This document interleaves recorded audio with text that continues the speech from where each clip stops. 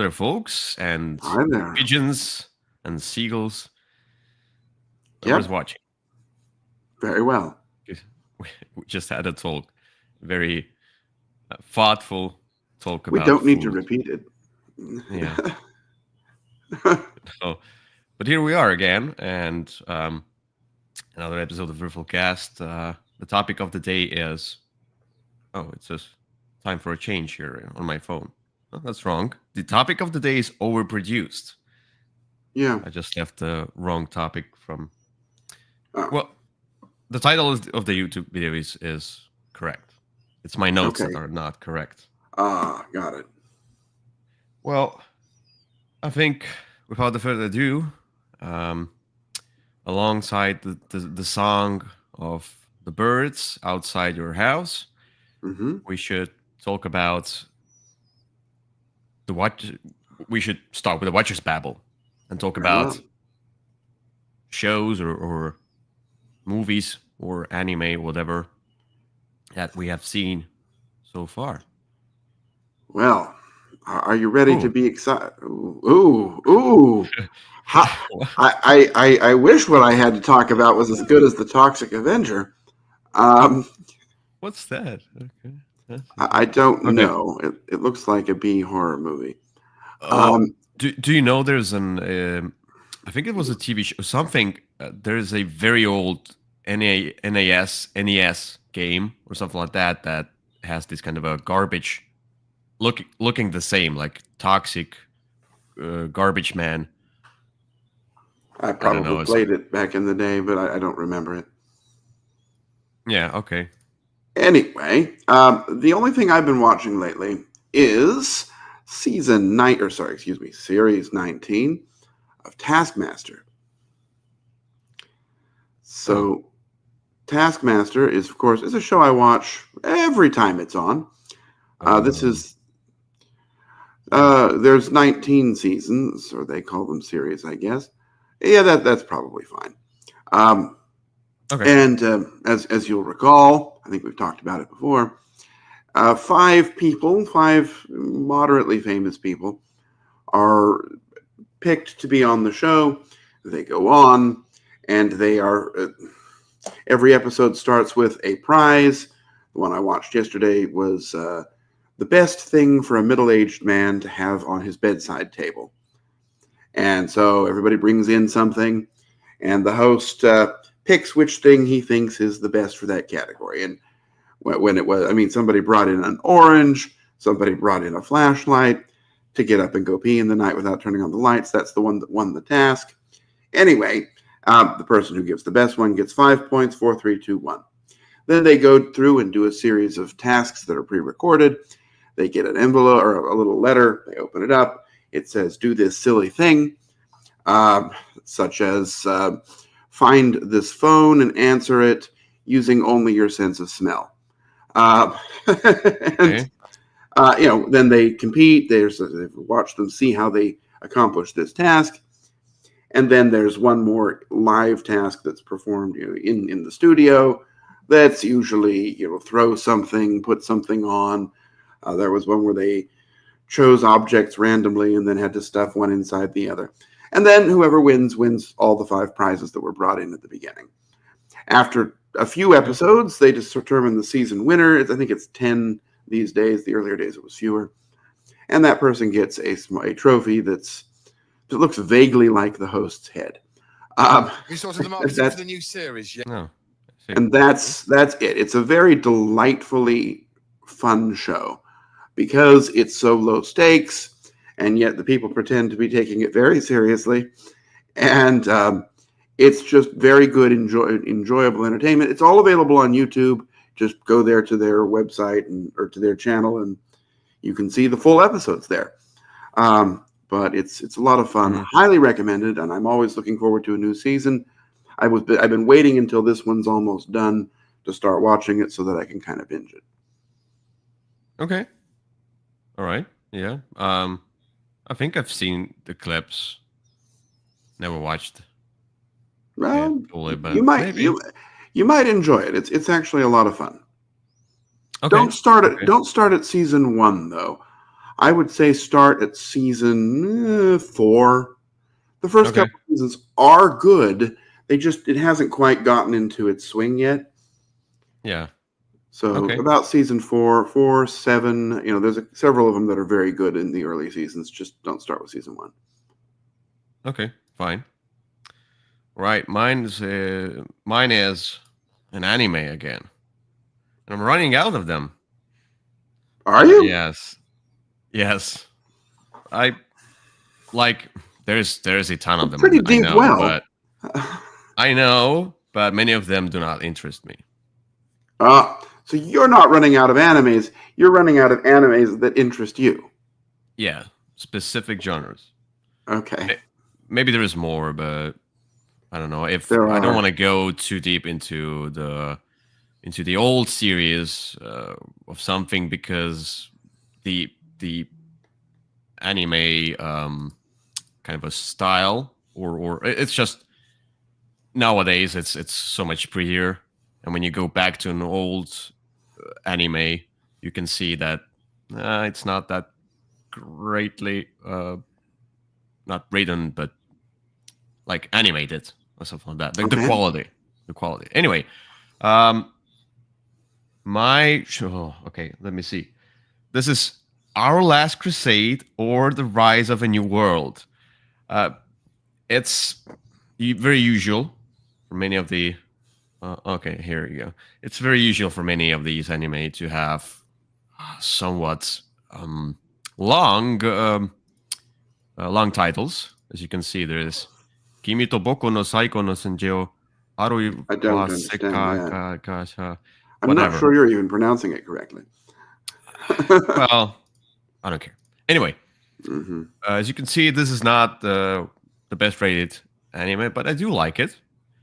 It's basically a world where there's some astral power, magical power. They're like the magicians or whatever they are, that have this kind of a thing inside them, and the other side is the Empire, which opposes the magic. And these are two sides that fight each other. Eventually, there will be a deeper thing about that's not just two-sided thing. One and the other side, there will be many intrigues and things. But Okay. the premise is there's a princess on the magic side, and there is a, how do they call them? I don't know, whether the warrior on the other side, and it has this kind of a Romeo and Juliet vibe. They meet each other on neutral territories. She kind of falls in love with him. She doesn't say that, and they do not engage in any love activities or something like that. It's just there's the romance between them, but they are enemies because she's the princess and he's the one who was first sent to kill her, whatever, Of course. And it revolves around that, and then it evolves into them fighting alongside each other, helping each other, though they're enemies, and also intrigues within the Empire, intrigues within this other magic empire, whatever. So there's that. So it's interesting. There's not many episodes. I'm not sure. It shows 23. Okay. I'm watching it on Crunchyroll, and it comes out one episode each week, so it's not even out wholly. And the other thing is that I don't know if it will have many seasons or not, but I would like to see more. I would like to know more.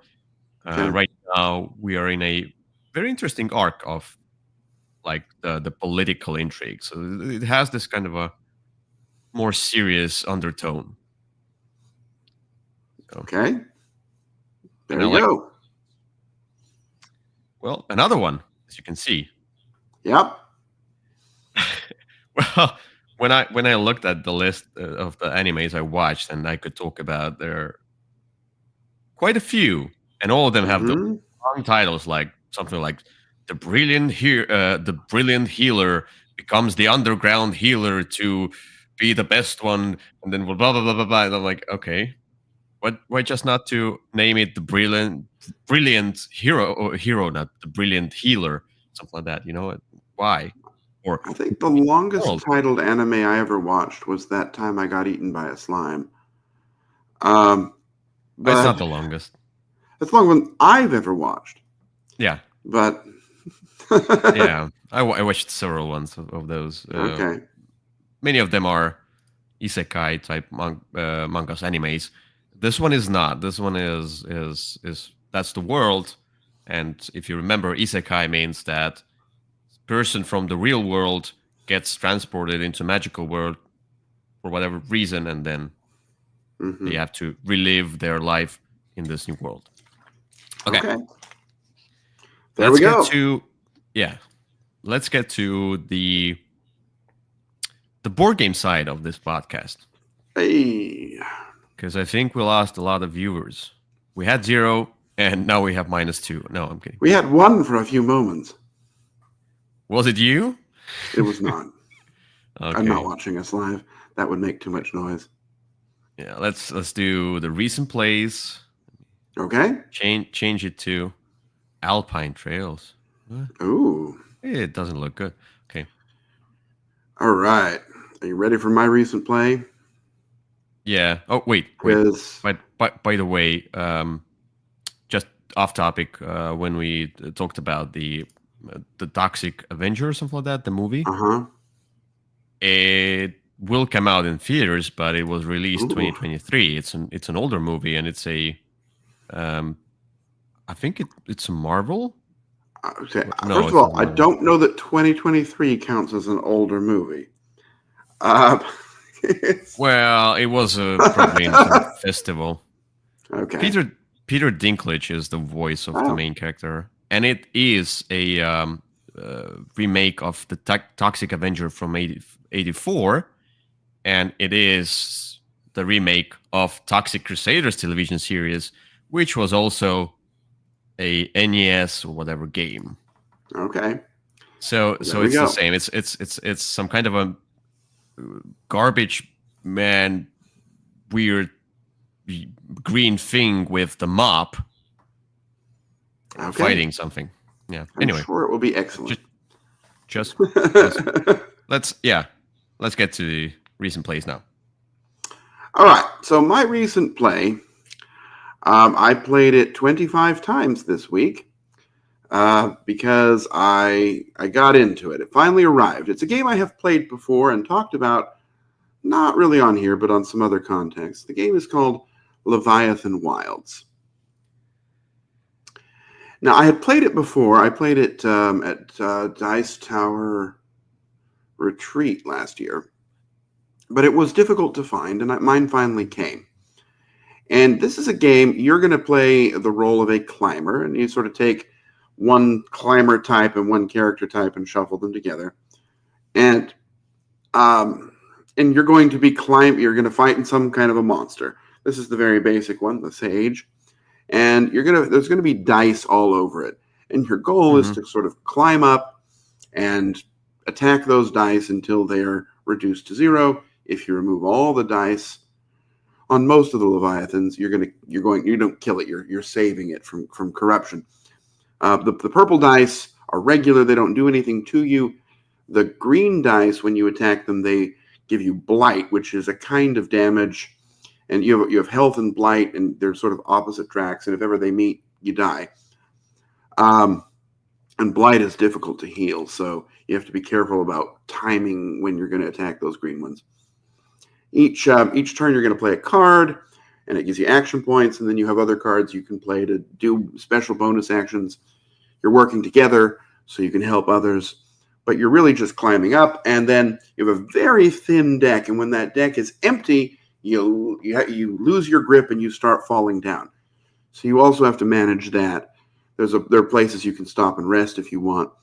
The base game comes with 17 different Leviathans, and they're all very different. And they're it's the same basic premise, but in unique and different ways. Each one has its own character. My favorite one from the base set is this man-eating plant. and you have to like go through its mouth and get into the stomach, and sometimes it will help you by eating you. But there's a variety of ones. There's one that's an underwater thing that you have to swim down to, and it's hard because all of your abilities are meant for going up, not down. Just a lot of interesting characters.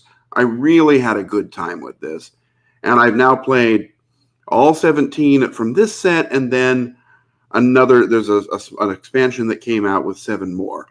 So there's plenty. And the best news, no campaign. Each one is completely independent. You just say, I feel like fighting number 12 today. You open it up. You pull out a deck of 5, 6, 7, 8, 9, maybe 10 cards. It's a super simple setup. Set it up and you go. It's really good. I really like this. I mean, when I played it before, it was with the old rule book, which was a little confusing, and I had some, doubts about it. But as I've played it again and again, I've really taken a shine to this one. So there you go, Leviathan Wilds. Okay, it's sounds a bit like I just googled the name of a video game, Shadow of the Colossus. I've heard that comes up when you talk about this game. I've not played the game, but where you fight 16 gigantic beings. So it's like it's the same. You have to get up on it and fight it. It's like this is kind of a board game version of that video game in a sense. I don't know exactly. Yeah, I've not played the video game, but I've heard others mention that. So either way, whether you've played that video game or not, this one's really good and really approachable. Okay. Oh, and the box is small. Like it's not. I mean, look, I love Primal, but Primal's in a box that's about half the size of my torso. No, about the size of my torso. And this one's just in a tiny, in a regular kind of normal size box, but there's a lot there. Yeah, this is something we're gonna talk about today anyway. What?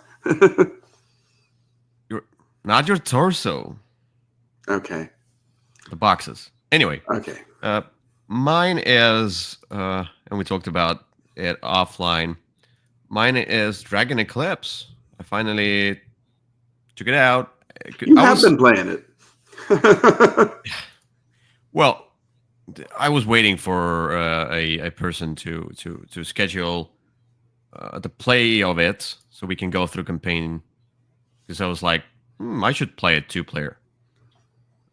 Maybe it will be fun. And it is. So Dragon Eclipse is a story adventure game that has this kind of a Pokemon type thing where you tame the different creatures, or you, I don't know, not kill them, but defeat them. Yes. Capture them. Well, if you capture them, or you just defeat or tame, scare them away. And the story is about some kind of a guardians, and I've not played much, so I don't know where the story unfolds, and I don't want to spoil. But it's just the premise that you are this young tamer going on a quest, basically, and it's a 12 scenarios campaign. With 2 additional ones if you have the expansion. I do have it. I have the Game Found edition of that. I don't have everything. Like I didn't back. I backed this kind of a special edition pledge. I didn't back everything. After you go through campaign, you can play a roguelike mode, or you can play a PvP. Just fight each other on the arena, the same way you fight in the scenario. Mm-hmm. At the start, you get your creatures. The cool part is, so there's initial setup that takes a long time, but you will sort everything. Yeah, but I mean, it has good instructions. Then it does. It will and guide it tells you through. Plan an hour for this. Yes, it's very clear. It's going to take you a minute here. Well, but the thing is that then it guides you through the first scenario, the tutorial scenario. It guides you exactly like through the combat. Like you can it just tells you what to do. It tells you what you do, and then you do that, and you're like, oh, I see why. Okay, so I learned combat. So it's very easy to get into the game. There's not. I agree. I mean, there's quite a few rules, but it's not. I mean, the story. There's the adventure part. In each scenario, you have adventure, then you have combat or several combats, and they go back and forth. The adventure one is just adventure book. You go there. You read something, you choose something, you go further. You get some items, maybe blah blah. The combat is where it gets I wouldn't say more interesting, but when it gets more gamery. Right. It's where you have deck building between scenarios. You get new cards, and then you fight with those cards. You have this kind of a crystal management, the card management, how you you have to build a deck in a way that it balances out different abilities, so you're not just all attack, no defense, Or like we play it 2-player, and as a 2-player game, that other person is more of a healing defense type thing, and I have strong attacks. They also have strong attacks, but I'm more attack focused, and we balance each other. That's why I really like playing it as a 2-player with the combat part, because if you play it solo, you still have 2 of your Pokemon with you, but you still fight like one-on-one with that untamed monster, the dragon. You can basically break the rules and just put 2 of your Pokemon, flip the arena to 2-player side, and play it like that. But I don't know, playing it 2-player within that combat is great. I like it. I like the dynamics. If we go to the adventure part, it's more of a solo. Everything is shared. It just read the story. You choose something. So the adventure part is not great with 2. It's manageable. It's like it just we read and we take turns reading. That's it. Nothing else. And sometimes, okay, where do you want to go? Oh, you want to go here? Okay, I want to go here then. Okay, but we control the same character. It's like we're just one. Okay. So that's where I would play solo rather than 2-player. And in combat, I would rather play 2-player than solo. Okay. And that's a weird 2-player head-to-head or 2-player cooperative? 2-player cooperative. Okay. As a scenario. But 2-player head-to-head after the campaign is over, yeah, that too. And the special edition box also had those booster packs where you open them. It's fun. It's gimmicky, but it's just gimmicky. You get new cards like, oh, this card is for you. Oh, this is a legendary card, and so on. So they could have just skipped that, but they did that, and it's such a small thing that brings a lot of joy opening that package. That's fair. Yep. I like this game. I had a really good time with it. I played through the campaign one time.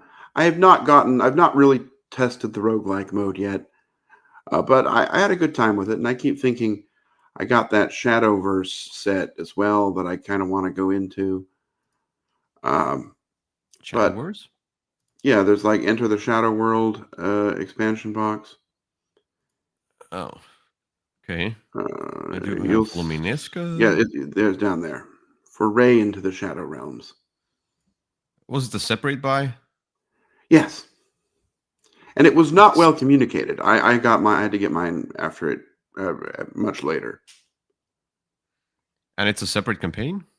Yeah. I haven't played it yet. I think it's a short campaign. Uh-huh. Well, now I need to buy it, but but it will not have the miniatures or something if I buy it retail. It probably won't. I'm not sure the miniatures were completely necessary. True. And in fact, I'm pretty sure they weren't. They're really, really cool. They're detailed. They are. They're great. This is overproduced type of thing. Yeah. It is. Because, yeah, it's all about adventure more than Yeah, I know, but if they would be painted, that would be great. But the thing is that some of them look similar. Like, who is that? Or is it that? It's And you just difficult. take it, and pretend it's that. It's That's what you have to do. yeah, That's exactly what you do. And one thing I didn't like, one thing that's, for example, Witcher Old World did right. If you have an insert for the miniatures, put a number below the base of a miniature, put a number 52, and put the same number in a slot where it goes 52. That's what Witcher Old World did, and that's great. That's what Dragon Eclipse didn't do. It's what they definitely did not do that. Doing that? Why nobody's doing that? Fortunately, for people who did it correctly, I mean, if you've done it wrong, it's too late. But you usually only take out at most 2 or 3 miniatures at a time, so it's easy to find where they go. But if ever you took all of them out, they're never getting back in. Yeah, I know. I was thinking about just marking them myself. That's it.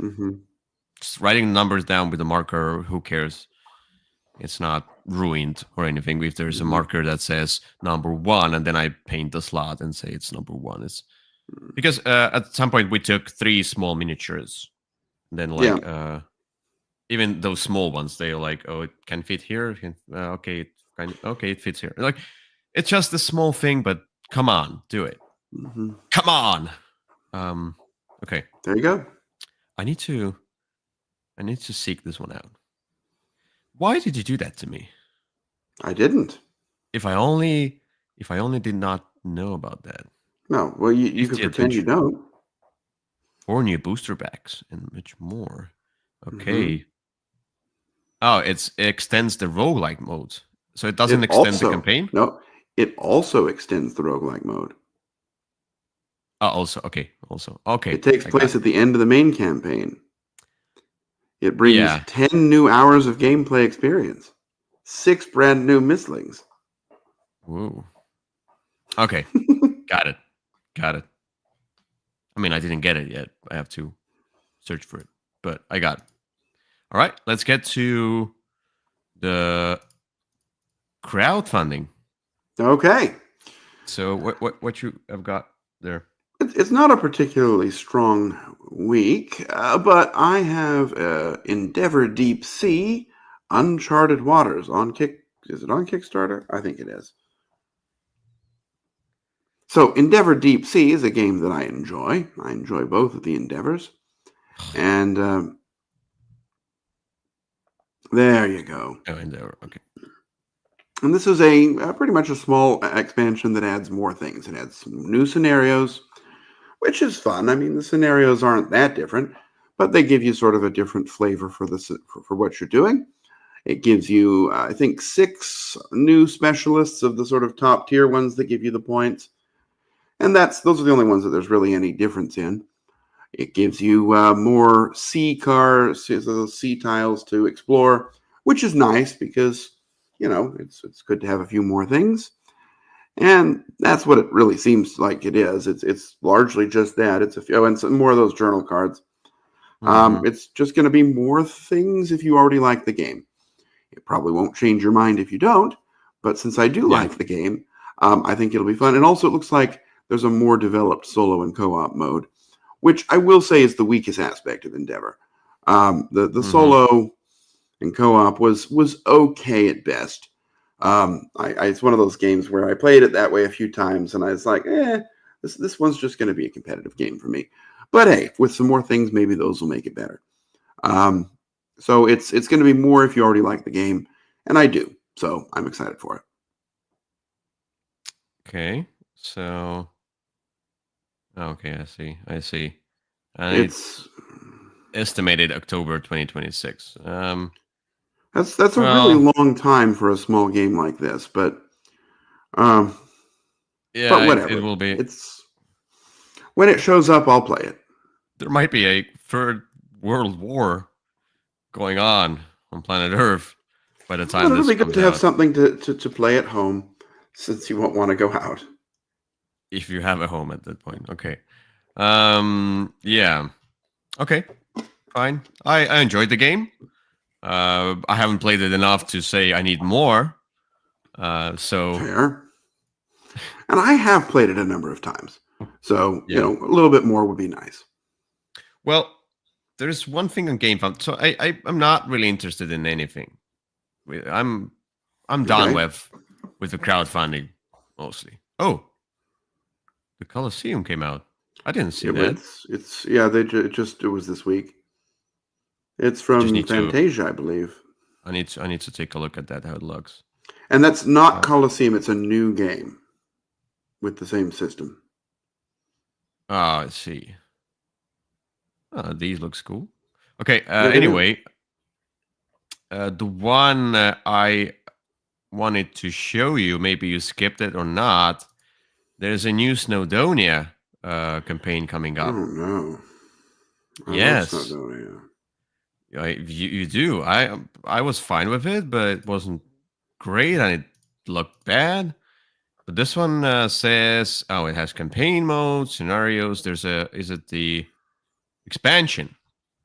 And there is a Snowdonia special edition with a new art, which I would say this is something to look forward to because this game didn't look great. And new scenarios and stuff. So there's not much to show, but for those who love Snowdonia, you can just click follow and, wait There you go. for it to come out. Or more the Snowdonia. campaign come out. Yes. I enjoy Snowdonia. I'll have to check that out. Looks like it's not started yet, but that's okay. Yeah. I'm just you can get a free gift if you follow. Ooh. You love gifts. I do love gifts. Oh, this is Naylor Games. Naylor Games are the ones who picked up the Subterra 2 after it was abandoned. And we had to, of course, pay extra shipping cost, but they brought the games to life. All right. Which is great. So which Naylor means Games. You still might be the only person who's playing Subterra 2, but I don't have it anymore. Oh no. Yeah, I realized that don't have much of a crowd here for this game. Okay. Well, I played it a bunch. I enjoyed it. I know. Time you to definitely got some time out of that one. But time to move on. It's all right. So I think let's get back to Board Game Geek and get to the try goodbye. Okay. And I'll just have a quick peek at the Colosseum. Ooh. Okay. Oh. Well, so are you paying attention? Wow. It looks like the I don't know. I know that Fantasia said they were going to be reprinting the older one and making a new one. And I assume it by the looks subtitle, exactly like the old one. Not maybe exactly, they haven't but it looks come like out with a new one yet. Okay. Okay. I have two versions of Colosseum. I definitely need a third. And you can get the Colosseum expansions, the playmat metal coins, a disc for what? Who has CD-ROMs nowadays? Okay, whatever. Oh yeah, I saw the soundtrack. Yeah, I saw that. You can get it for 123 euros. Mm-hmm. It's not a bad price for everything inside here. Okay. Okay. Anyway, I'm sorry. We're away from crowdfunding. I'm just curious because I was thinking about Colosseum for some reason. Well, I've got a really nice, tasty minstrel edition if you want one that you can have for free. Well, is it the same? Is it the same? It's the same game. Is the gameplay it's the same. Well, I don't care about how it looks that much. Okay. I mean, like, I want to play the game itself because the gameplay was good. Yeah, we'll talk about it when I come there in January. I see. All right. Are you ready for the next discussion? Yes. Are you back from the Colosseum? Yes. All right. So I'm telling you today about 3 overproduced games that I believe you have not played. The first one is a game called The Shivers. Okay. So The Shivers is kind of a role-playing game. And it's, that's the one. It's a horror-themed role-playing game. And it's really more role-playing than game in my experience. But, there's no pictures of it. Well, that's kind of sad. What's interesting here is that it's basically a bunch of pop-up books. And so you're going to go through and open the pop-up books and move things around. And that's how it's really going to create this role-playing scenario. Now, if you're not, the problem is this is not really a game you can just sit down and play. You really have to have someone who's going to run this role-playing side of it. But it looks really good. It's definitely, more production than it needed to be. But it's in a different vein than we normally see. I think the pop-up books are kind of fun. Yeah. The second one we have to talk about is Ice, as in that thing that you slip on because they don't clear it off the streets in Estonia. And Ice has this interesting board that takes like an hour to set up, but it's this multi-layered board and it's magnetic around the sides. And you're going to be sort of going layer by layer down and pulling things up as you're sort of discovering what's underneath. The game itself is interesting, but very simple. But it's this very stunning sort of table presence as it's got to be 6. It's like a 6-layer board that you're kind of digging deeper and deeper on. And the third game is one that I've talked with you about before. Some of the best minis you'll ever see in a game. And this game is Barbaric. And Barbaric is a game from Thailand. And it has this interesting sort of shuffle building mechanism where you're going to take a mount and a rider and they sort of snap on together. And it's going to govern your various special abilities. And you're going to sort of move around this game board in a tactical kind of combat. And there's going to be some huge monster mini in the center that you're not really fighting. You're just trying to ask it politely to move so that you can get this battery that it's sitting on.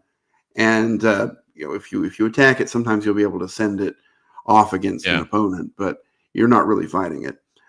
It's very much a miniatures game, very, very miniatures focused, but with very interesting concept in minis. And there are all these weird animals. Like my favorite one is this hippo with an afro and a chain gun, but there's a lot of other ones too.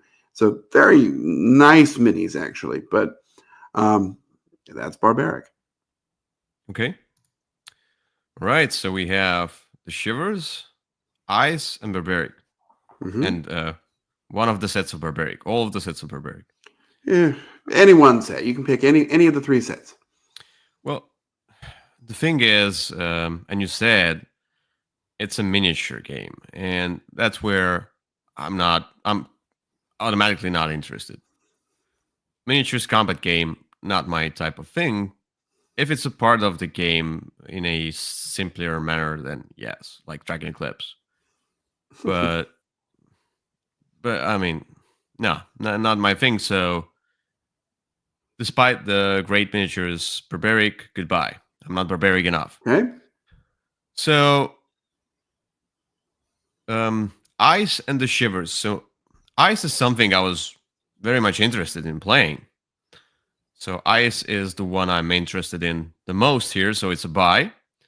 Okay. Because of the mechanism and going deep below and, I don't know, excavating stuff. And the Shivers, I like the idea of pop-up. I would try it. The bad thing is that it needs this kind of a narrator type, dungeon master type player. So that's a downside. So I'll give it a try if somebody's the dungeon master and I'm just walking by the table and they're like, they do this pop up and then say, "Come into my world." I'll come into their world. Okay. So here we go. Eyes by, the Shivers try. barbaric goodbye. Very well. There you are. Yes. And we're done with the, usual common folk topics. And now we're going to go to the special topic, the topic of the day, which is overproduced. And we already talked about 2 games that are overproduced. But the whole meaning of overproduced, what it is, I mean, to each their own. Some people would say this game is perfectly fine. That's how I would, like the production to be.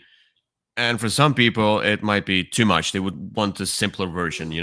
The main premise is that there is a miniatures version of a game. Nowadays, there's several of those games, and there's the wooden tokens or whatever, the standees version of the game. Yep. And in many cases, the standees version is not inferior if you want a clearer picture, but some miniatures are great as well. So if you go with miniatures and if you paint them, which is overproducing even further, spending even more money, then you can get a gorgeous game out of there, But the other thing about overproduce is the boxes themselves, and we can also talk about underproduced as well a little bit here. But sometimes it's the boxes itself, or overproduced, too many expansions, too much bloated stuff. This kind of too much bloated stuff. Yes, something like that. I don't know what I wanted to say. It's bloated. When a game is bloated, for me, it's also overproduced. Not physically overproduced, manufactured, but also producing a game. For me, is like producing a movie. If you put too much scenes in the movie, it's overproducing a movie. So that's that. So, do you have your own definitions, or do you have specific? I for me, overproduced means the game is too much. There's more to this than there really needs to be. Now, I avoided games other than one. Generally, so oftentimes there might be a new deluxe edition of a game. So, for example, Castles of Burgundy. There is an overproduced edition, right? Yes. The deluxe edition, which is the best edition. And this is a case where it's actually well produced rather than overproduced. But I wouldn't consider that one for this list just because there are other editions to talk about, right? That are perfectly playable. This one, this game did not need the minis. No. It's a Stefan Feld game. It didn't need to exist anyway. I'm being controversial. I wouldn't say that. It's actually quite a good game. But yeah. So, that is an overproduced edition. But if I were thinking of an overproduced game, I would say, well, this is the edition for people who really like it, or like the deluxe edition of Small World or the deluxe edition of Tsuro. Those are games that are really just. Those are only going to attract certain people who really love the game and wanted to spend a bunch of money on it. There's another edition that's not just perfectly fine, that's really the standard edition. Yeah. The thing that made me go with this topic, actually, the first thing, I was reorganizing my shelf, and I was like, why do I have so many huge boxes? That's the first thing.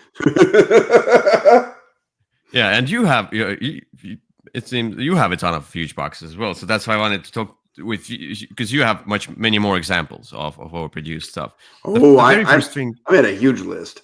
The very first thing is it's the boxes themselves. Some of them hold miniatures. Okay, but there's a lot of bloated stuff. Yet again, that the miniatures were not needed. Some of them, like. A great example is Wingspan and its nesting box. Wingspan doesn't have miniatures. Wingspan has cards. It's a card game. It's a card game. Okay, there's few tokens, but it's a card game. And dice. Don't forget dice. Yeah, and those 4 dice. And 5. It's bigger than Scythe box. It's bigger than Scythe box. It is a huge box. The Wingspan box is kind of a ridiculous thing. I'm glad to have one box for everything, and this is the kind of thing, and I put Everdell in the same category. It was promised, with Everdell when the deluxe edition or whatever came out. They said, "We promise you a box that'll hold everything," and they delivered. But that's not what I think anybody was thinking of. I mean, that box is bigger than some children. And yes, it does hold everything. That's one way to make a box that can hold everything, is just make a huge, ridiculous box. But I think people really wanted for Wingspan with the nesting box was not something that's the size of you, but something that was maybe a double or triple box that just had some wells to hold the things. Yes, to hold all of the future expansions. I know there will be a total of like 6 expansions, something like that. I don't remember, 5 or 6, whatever. There will be more expansions, but I still think, I don't know if he made this to include some, I don't know, extra stuff like playmats and I don't know exactly. Yeah, probably. But yeah, for an average user, and I don't have playmats, and I don't want to buy playmats. I'm totally fine with the cardboard thing there because it's a card game. It's overkill. Again, playmats as well. It's an overkill sometimes. I do understand the playmats are great for holding cards, but come on, for simple card games. But this one, if somebody tells me, hey, come to my place and let's play a simpler game, like not a more casual game, not too complicated. I'm like, oh, I have Wingspan, and then I'm like, oh, but then I have to carry this huge box. Yeah. I have played Wingspan exactly 0 times since I got that nesting box. Me too. And that's because the thought of getting it out really is very daunting. I've played Everdell a few times since I got the giant box. But again, it's the kind of thing where I'm like, oh, geez, do I want to get that? I mean, do I want to get a hernia? Well, there's few examples where I'm not opposed to a bigger box. For example, okay, so Dragon Clips is overproduced in a different way, but everything fits in the box perfectly. There's no extra room in the box, which means that it was the perfect size for that amount of content. Scythe again. Scythe this was the first time when he did this kind of a big box idea. For Scythe, it's also justified. Many people also bought wooden inserts for Scythe and some metal coins and whatever. The box is really heavy with all that stuff inside, but it fits well. And I feel like this kind of a big box for Scythe, which is much bigger game than Wingspan, with all of the expansion, etc. There's not many miniatures, by the way. There's not many miniatures, but there's a lot of stuff, small pieces, etc. Cards, and I think this is the perfect size. Of course, again, it's a little bit in the way of me getting it out. Instead of that, the original Scythe box was bigger than the standard box, but it was not that much bigger. Right. It was like Kemet size kind of a thing. And yeah, that's where I heard about the Kemet new box. And I'm like, okay. The Kemet new box is actually kind of nice. It's big, but it's well organized. And that's a problem with the other Kemet box, was it was difficult to keep things straight.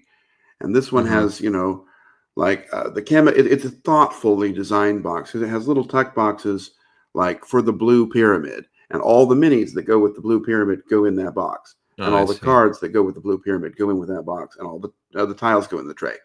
So that one's thoughtfully designed.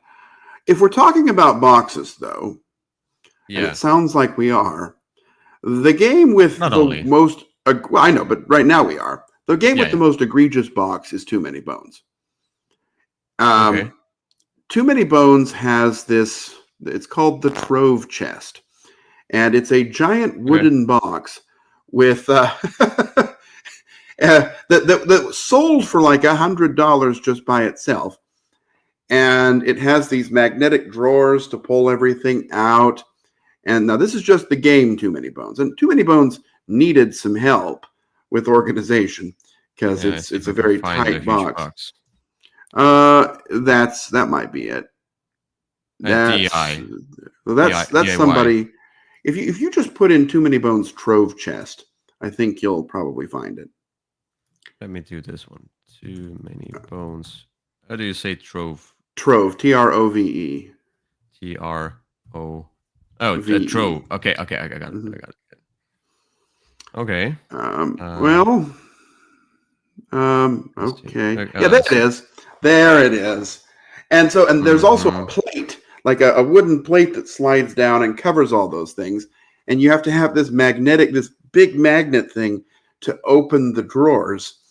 And look, it's really well organized, sort of, because then they came out with another 2 expansions that don't even fit in it.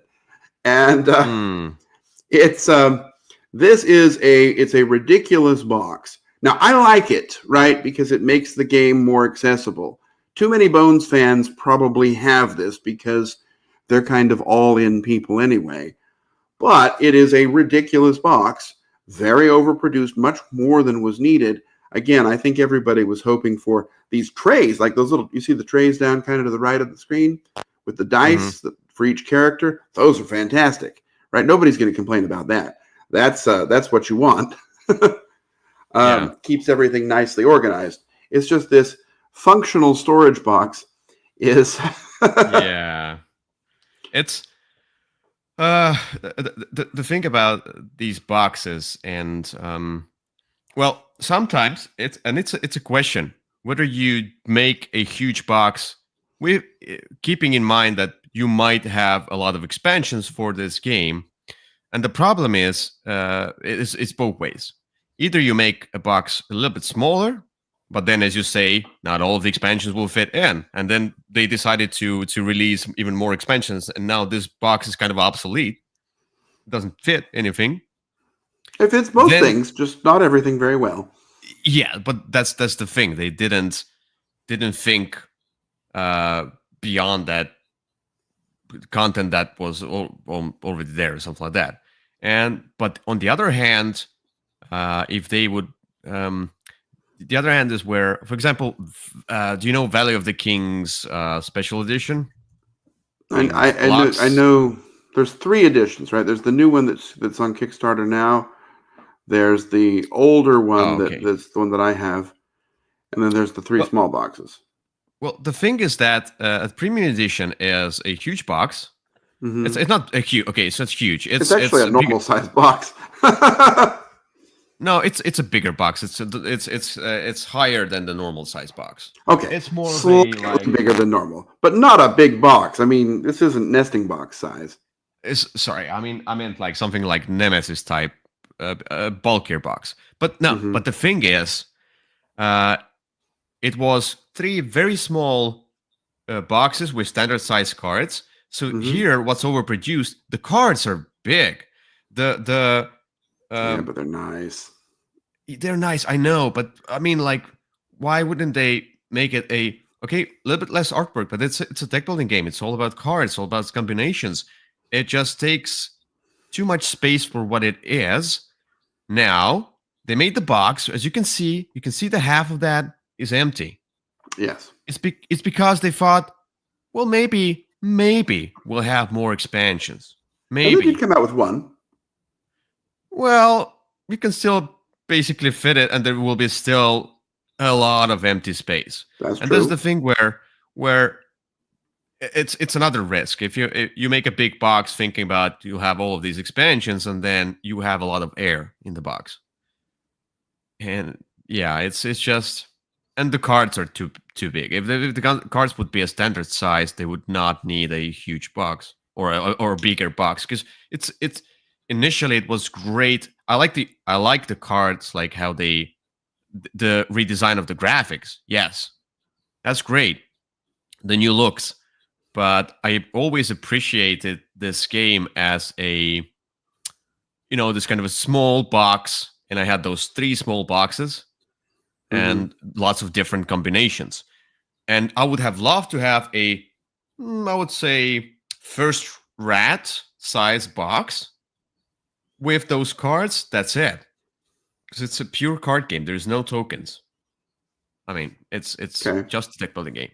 So I would have loved that. For me, this is overproduced in another sense. Okay. So. I don't know that I agree on this one. I actually thought that edition was just about right. The box is a little bigger than it needed to be, but it's a normal shape, right? It's kind of True. I didn't find this one egregious, and I really like the larger cards. I find them, easier to see, easier to shuffle, easier to handle. I actually thought this one was about right, and I thought the maybe first edition was maybe too small. Yeah, the first edition was too small, but then I wanted something in between. That's me. Okay. Now the other thing is that let's talk about the overproduced components. There are several ones. Do you always need screen printed meeples? Do you always need stickers that go alongside with it? I don't know. Yeah. Well, stickers is a bad overproduction because they're like, oh, we want those meeples to have faces. Let's put the stickers in, and it's in a sense overproduction. It doesn't need. Sometimes does not need those stickers. Go with the print on the one, but maybe not. But the thing is that there are several components. Do you always need metal coins? Do you always need special tokens or some huge first player tokens that are nothing for what? For beauty, miniatures, etc. Maybe you have some examples so we can, of stickers or miniatures? No, just components, overproduced components. That one's a little harder, but the one that comes to mind for me, and I know this is veering into the miniatures, but Cthulhu Wars has overproduced components. Yeah. Okay, right. I agree. I mean, they are miniatures. They're not very good miniatures, but they're huge. And they're much bigger than they need to be, to the point that they don't really fit on the board. And unless you're going to paint them, which I don't think they're not really nice, so I don't think anyone will. They're just kind of large blobs of plastic. Yes. So again, I don't think of this as a minis game, and so that's why I would say this is more just components that. And then, everything else is probably okay. I enjoy the sort of thick cardboard tiles. They're the right thickness. But everything else is fine. Some parts are kind of cheap. And then there's just all this. Basically, half the cost is in those minis. But if you were thinking of a game that had just overproduced components, I guess I would go with Maglev. Maglev has... Metro? Yeah, no, that's the one. Maglev Metro, yeah, that's the one. Oops. No, it's Maglev Metro. It's the one you want. Yeah. The one from Bezier. So it has these extra thick tiles, right? The tiles are real thick. It's got this board that's... And then it has all these plastic transparent pieces, which are kind of cool, right? I think it works really well because then you can kind of make crossover maps with other people. You've got these boards with the dual layers, which are nice. You've got meeples, but the problem is somebody spent, and the meeples fit nicely in the little trains, but whoever was doing this didn't pay attention and made two of the meeples almost exactly the same color.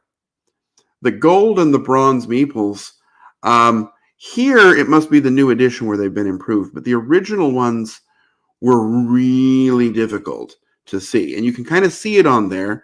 If you look up there, you go to the gold and the bronze are really close to each other, and it's difficult to tell which is which in isolation if they're not next to each other. Yeah, got it. But it's not a big game. It's actually a good game. but it feels like there's a little bit more put into it than maybe needed to be.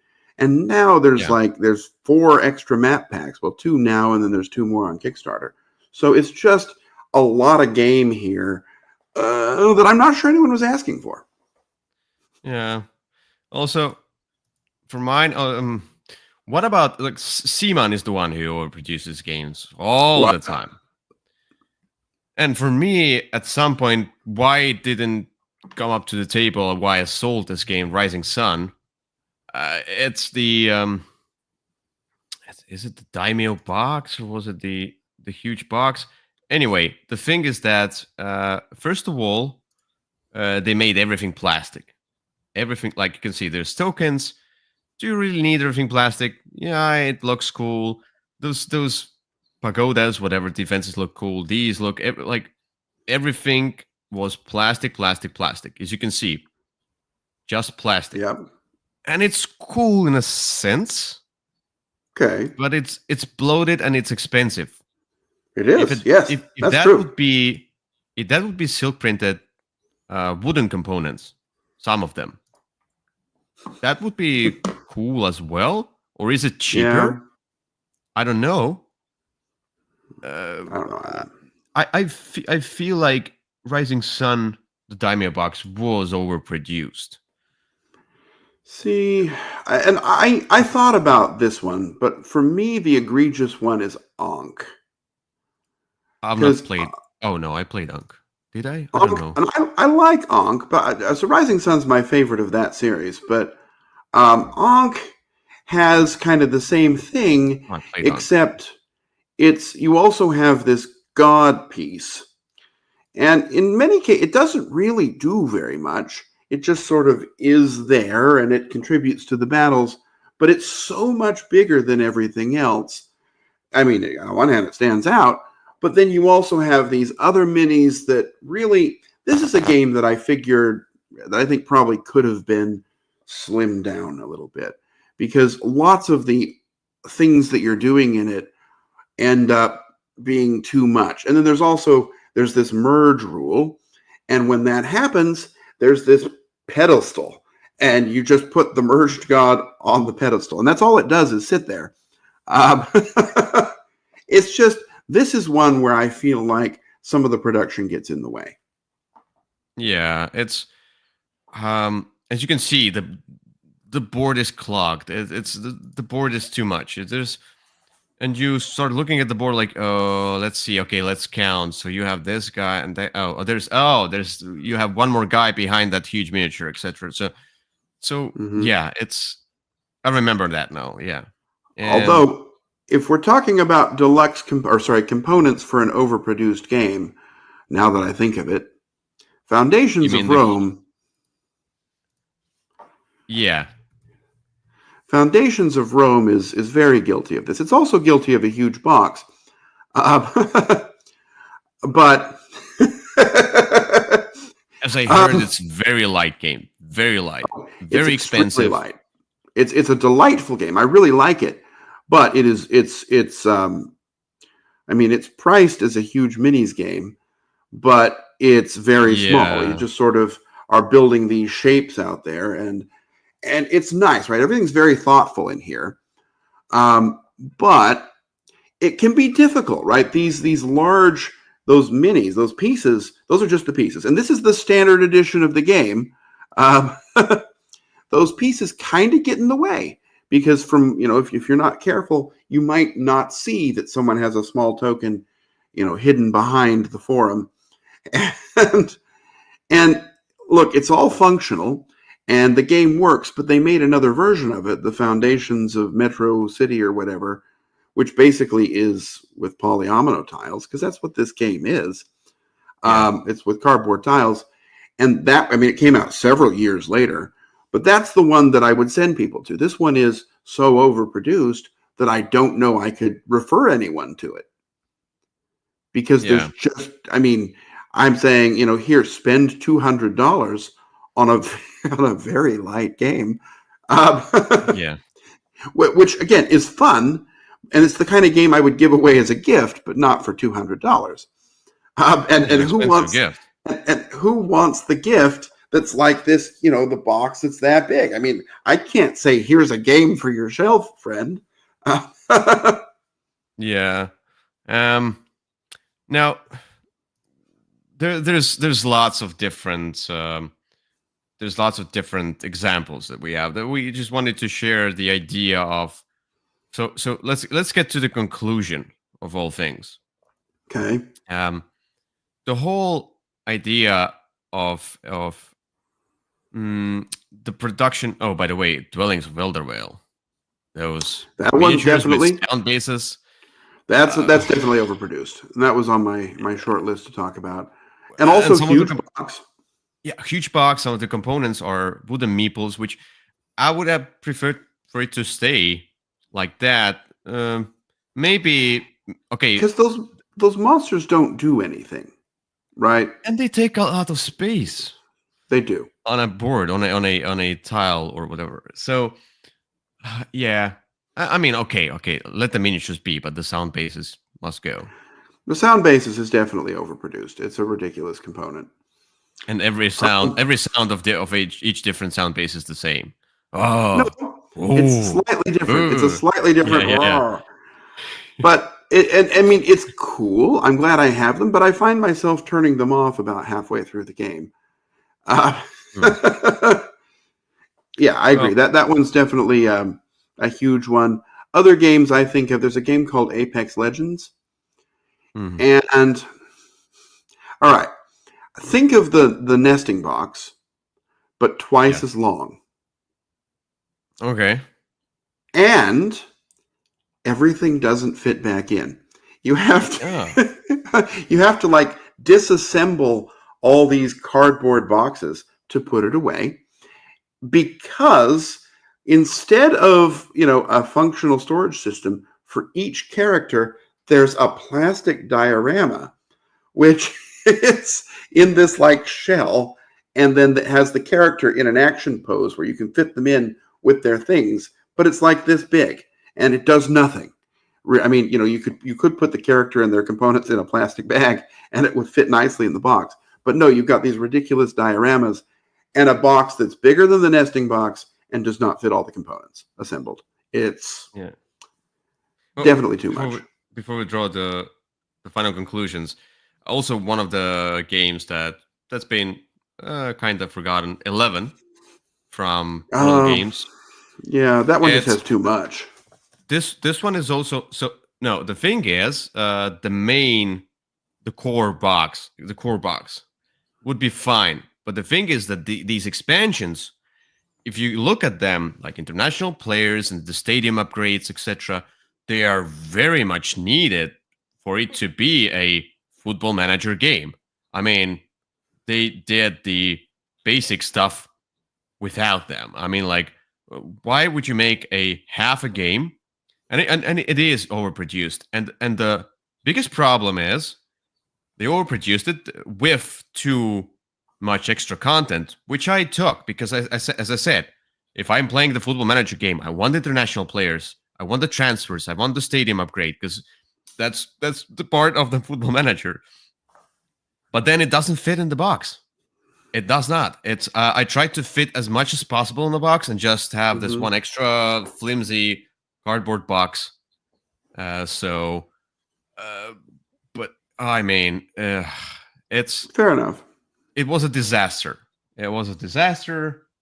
And for a game that and overproduced so much stuff in there that you might play the 2-player at most, because if you played with more than 2, I mean, even I had a table full playing solo.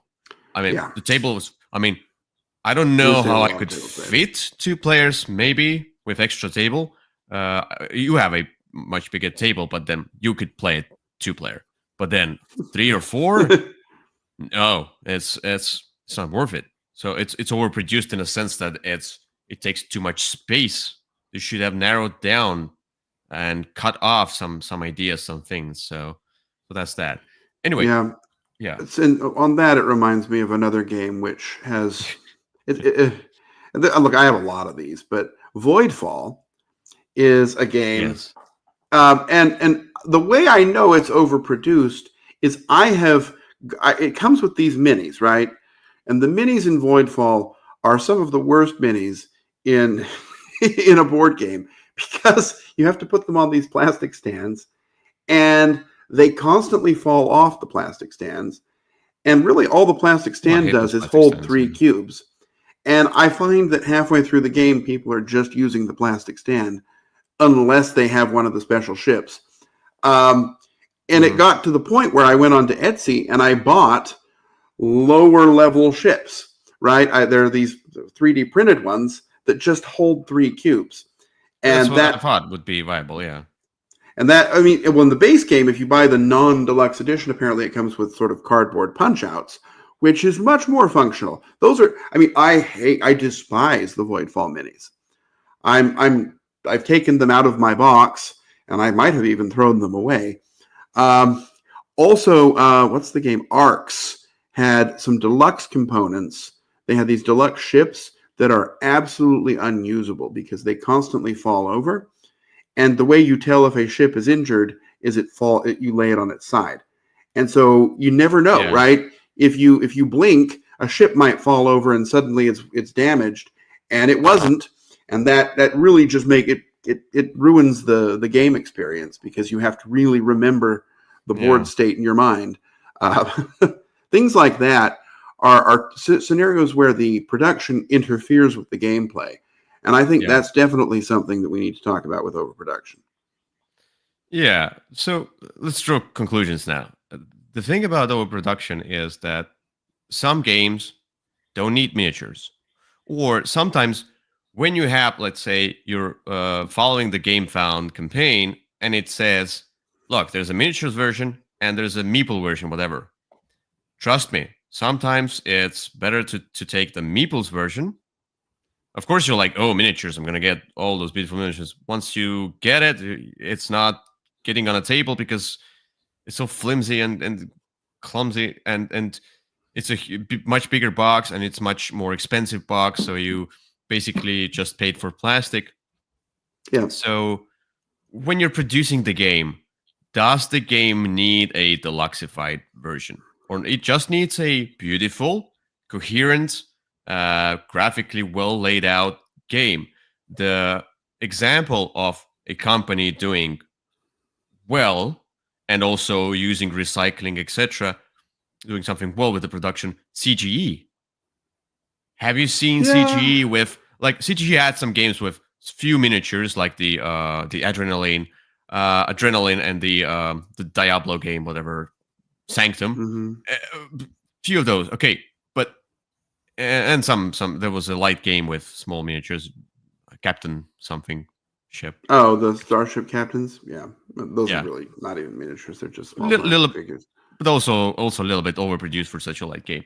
Now the thing is, yes, but very functional because they slide nicely in that line. Yes, functional in a sense, yeah. But if you look at SETI, there's quite a few components, totally not overproduced.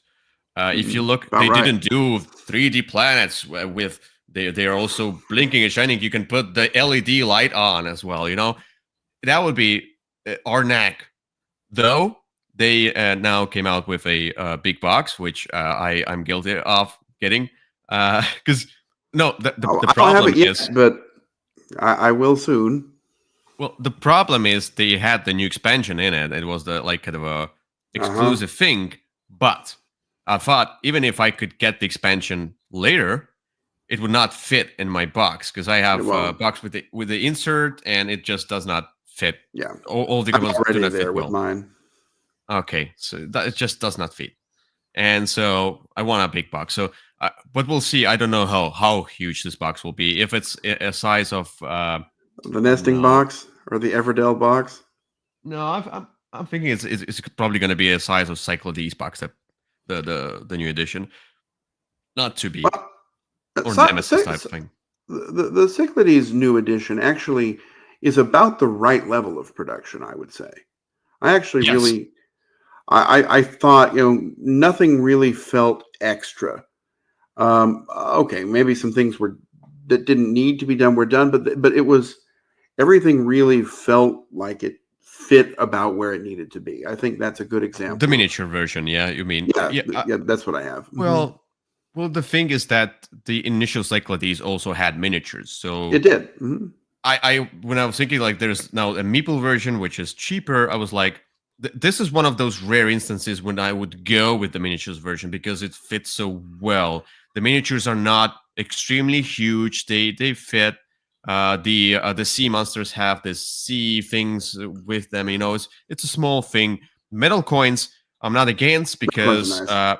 because I previously just bought like ancient Greek themed metal coins, just some random ones, and I bought several ones and combined them. You know, I had those, but now I have the official Cyclades. So this is a good production. But that's the thing. Where is the line between having standees and having miniatures? Maybe you can produce a game where you have the common troops or whatever. Like there's the components will be wooden, but some of the key components might be plastic and miniatures, etc. If they have this kind of a role of always doing something with them, they're the key component. Then why not? You should do the miniatures for those, but you don't have to then do the miniature versions of each other component or plastic version of each other component. Just make the key components plastic. Now, what I don't like, do not do a game where you have standees and miniatures together. This is weird. Cardboard standees and miniatures.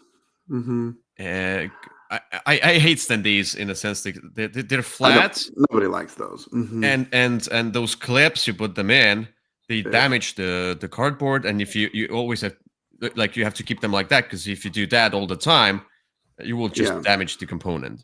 So just do meeples, just do wooden stuff. I think of a game like Primal, which is a game I really enjoy. But like I said earlier at the beginning today, right, I compare it with Leviathan Wilds. Now, look, I love Primal, right? I really do. But I'm more likely to play something like Leviathan Wilds with people because there's a whole lot less. Primal really is a guilty of an overproduction because it has those huge minis, right? The monster mini. And you've played it. What does the monster do? It sits in the middle of the board and turns. Yeah. And it really could have been a disc with 4 sections on it, and you could reuse that disc for all the monsters, right? Now, that would be boring. People would complain and say, oh. But, I mean, it would have been, it could have taken the cost of the game down monumentally. And also, it wouldn't need to be, Primal is one of the other biggest boxes I have. It's bigger than the nesting box. And,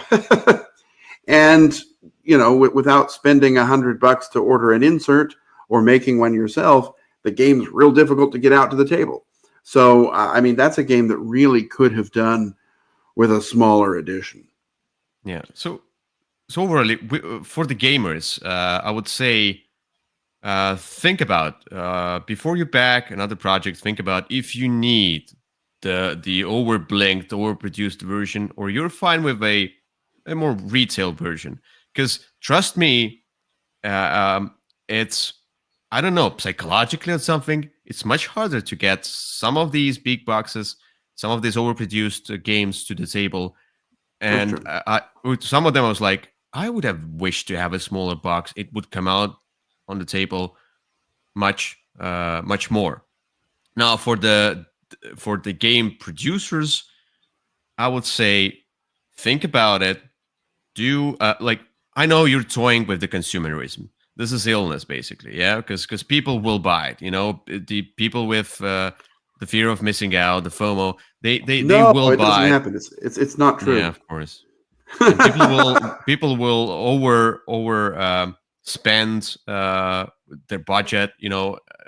It's just because of that. So maybe you can go with a solution that benefits both you, the environment, and all 3 sides, you, the environment, and the consumer, and do not always try to make a game with huge miniatures, everything plastic, overly produced components that have nothing to do with the game, or like the first player tokens that are, or Everdell tree or something like that. That's useless. And in Everyone the way, loves Everdell tree. Well, because I can see that the game produced, the game companies are like, oh, it's a great idea. It's gonna look so great on the table.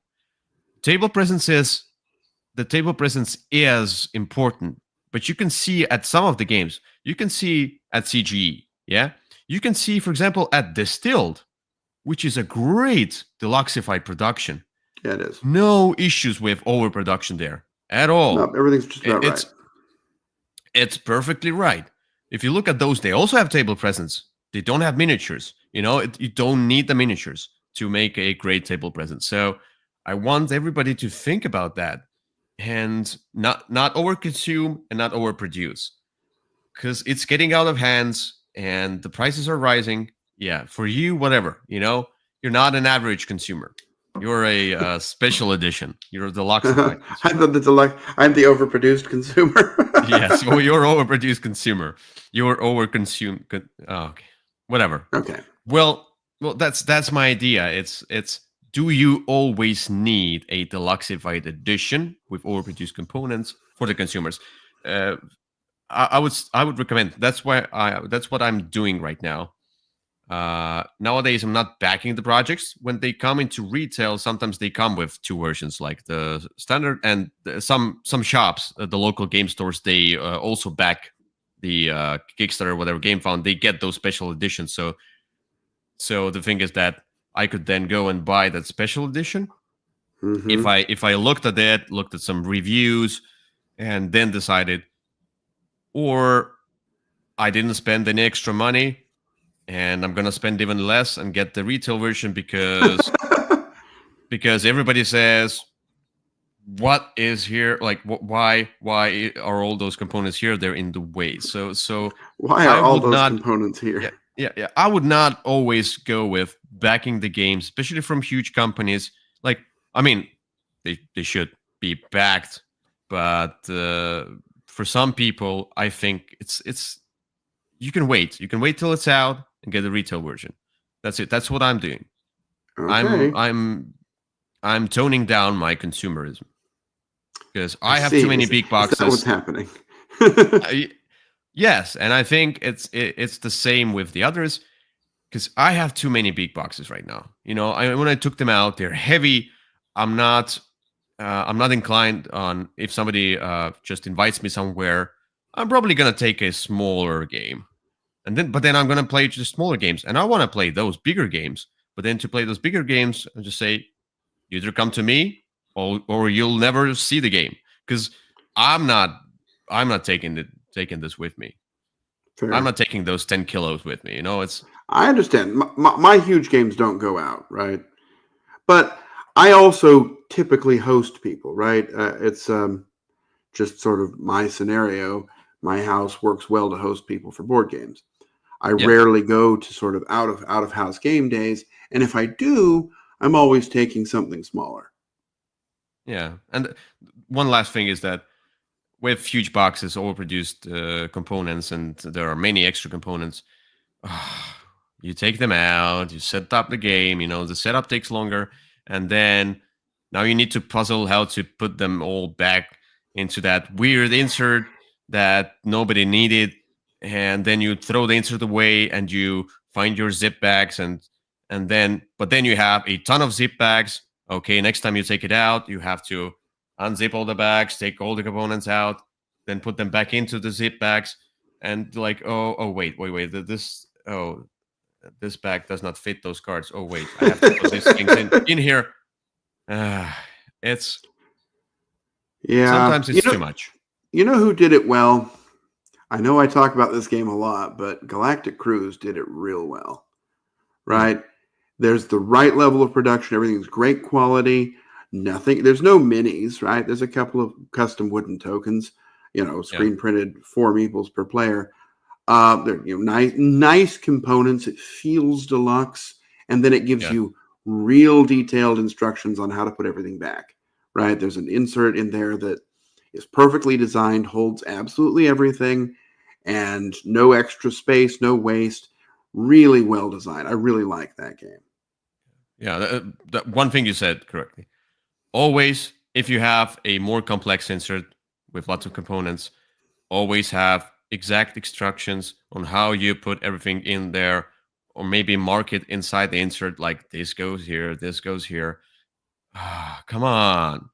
It's lazy. It's lazy production.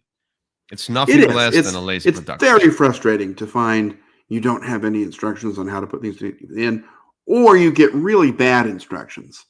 Like, yeah, all these things kind of go in here. Okay, whatever. Anyway, or a plastic tray with, insert, custom designed spaces, but no idea what goes where.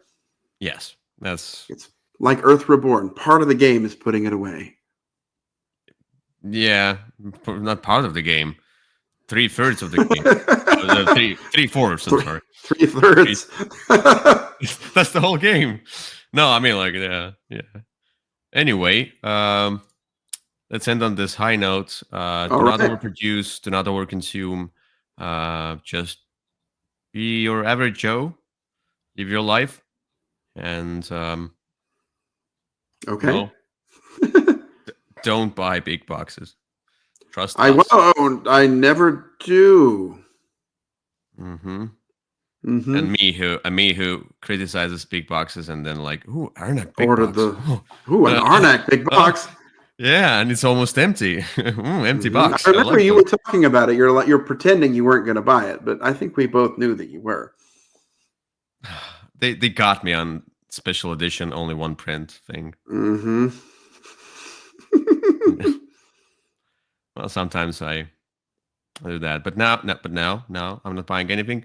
Maybe if Dragon Eclipse, when the new Dragon Eclipse game comes out, and it's going to be a Deluxified huge box anyway, I might buy that one. A big box to fit everything.